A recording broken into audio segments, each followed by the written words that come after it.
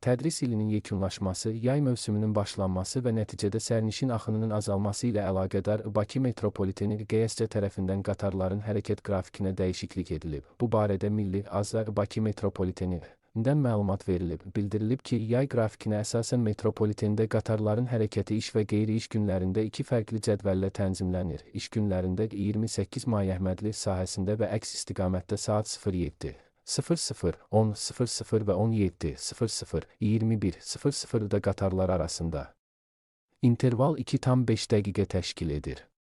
Günün digər saatlarında qatarlar 3 dəqiqəlik intervalla hərəkət edir.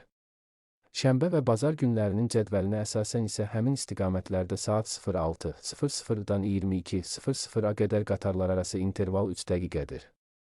28 may İçərişəhər və 28 may Dərnəgül istiqamətlərində interval qeyd edilən müddətlərdən 2 dəfə artıq müəyyən edilib. Bənövşəyi xəttə və Xətai Cəfər Cabbarlı mənzilində hərəkət qrafikində dəyişiklik olunmayıb.